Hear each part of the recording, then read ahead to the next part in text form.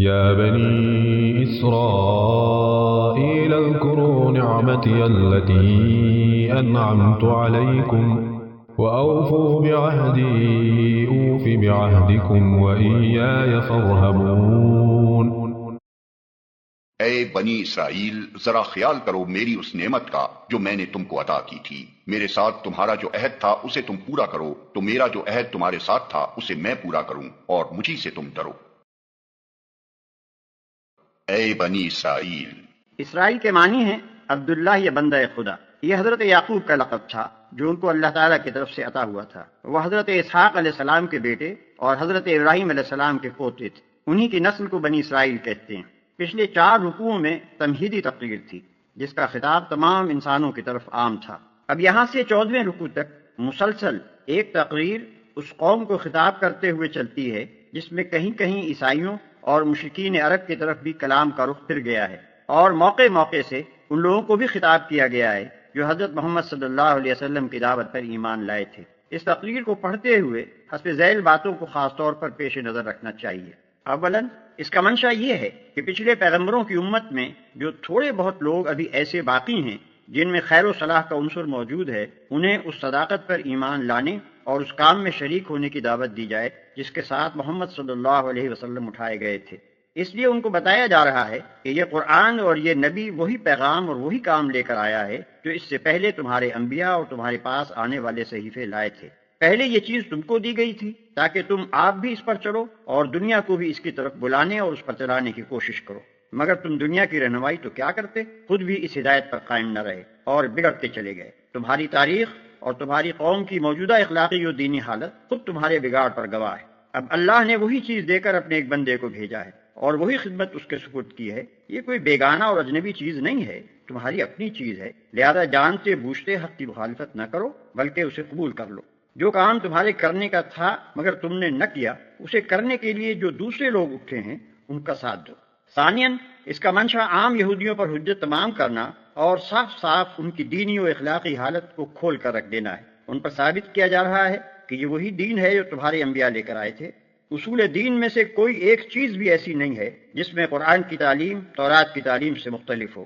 ان پر ثابت کیا جا رہا ہے کہ جو ہدایت تمہیں دی گئی تھی اس کی پیروی کرنے میں اور جو رہنمائی کا منصب تمہیں دیا گیا تھا اس کا حق ادا کرنے میں تم بری طرح ناکام ہوئے ہو۔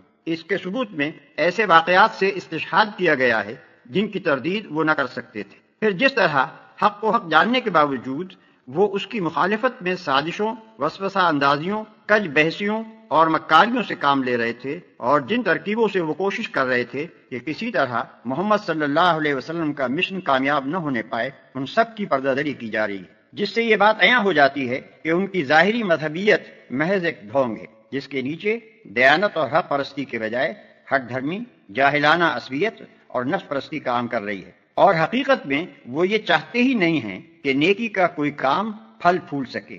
اس طرح اتمام حجت کرنے کا فائدہ یہ ہوا کہ ایک طرف خود اس قوم میں جو صالح عنصر تھا اس کی آنکھیں کھل گئیں، دوسری طرف مدینے کے عوام پر اور بالعموم مشرکین عرب پر ان لوگوں کا جو مذہبی و اخلاقی اثر تھا وہ ختم ہو گیا، اور تیسری طرف خود اپنے آپ کو بے نقاب دیکھ کر ان کی ہمتیں اتنی پست ہو گئیں کہ وہ اس جرأت کے ساتھ کبھی مقابلے میں کھڑے نہ ہو سکے جس کے ساتھ ایک وہ شخص کھڑا ہوتا ہے جسے اپنے حق پر ہونے کا یقین ہو۔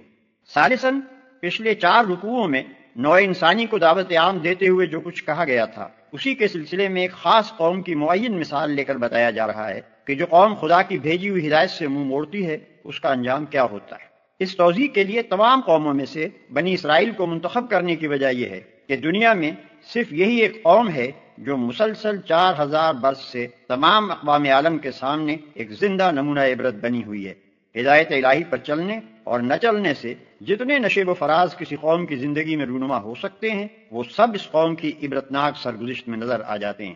رابعاً اس سے پیروان محمد صلی اللہ علیہ وسلم کو سبق دینا مقصود ہے کہ وہ اس انحطاط کے گڑھے میں گرنے سے بچیں جس میں پچھلے انبیاء کے پیرو گر گئے۔ یہودیوں کی اخلاقی کمزوریوں، مذہبی غلط فہمیوں اور اعتقادی و عملی گمراہیوں میں سے ایک ایک کی نشاندہی کر کے اس کے بالمقابل دین حق کے مقتضیات بیان کیے گئے ہیں تاکہ مسلمان اپنا راستہ صاف دیکھ سکیں اور غلط راہوں سے بچ کر چلیں۔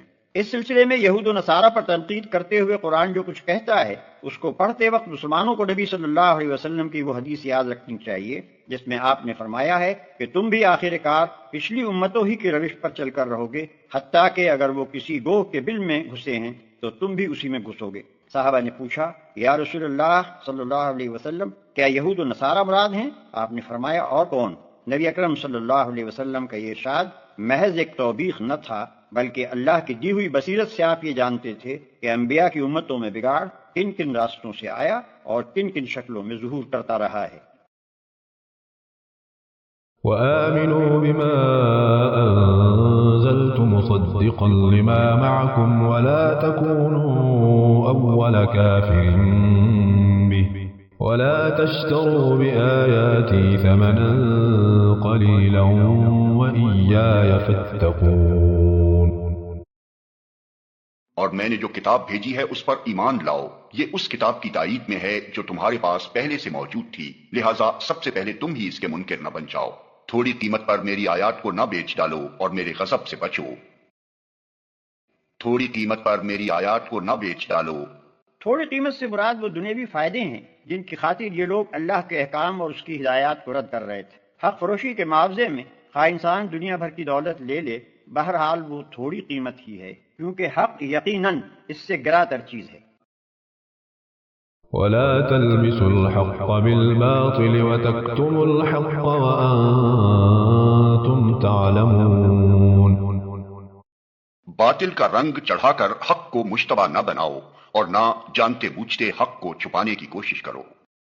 اس آیت کو سمجھنے کے لیے یہ بات پیش نظر رہنی چاہیے کہ اہل عرب بالعموم ناخواندہ لوگ تھے، اور ان کے مقابلے میں یہودیوں کے اندر ویسے بھی تعلیم کا چرچا زیادہ تھا، اور انفرادی طور پر ان میں ایسے ایسے جلیل القدر عالم پائے جاتے تھے جن کی شہرت عرب کے باہر تک پہنچی ہوئی تھی۔ اس وجہ سے عربوں پر یہودیوں کا علمی رعب بہت زیادہ تھا۔ پھر ان کے علماء اور مشائخ نے اپنے مذہبی درباروں کی ظاہری شان جما کر اور اپنی جھاڑ پھونک اور تعویذ گنڈوں کا کاروبار چلا کر اس رعب کو اور بھی زیادہ گہرا اور وسیع کر دیا تھا۔ خصوصیت کے ساتھ اہل مدینہ ان سے بے حد مرعوب تھے، کیونکہ ان کے آس پاس بڑے بڑے یہودی قبائل آباد تھے۔ رات دن کا ان سے میل جول تھا، اور اس میل جول میں وہ ان سے اسی طرح شدت کے ساتھ متاثر تھے جس طرح ایک ان پڑھ آبادی زیادہ تعلیم یافتہ، زیادہ متمدن اور زیادہ نمایاں مذہبی تشخص رکھنے والے ہمسایوں سے متاثر ہوا کرتی ہے۔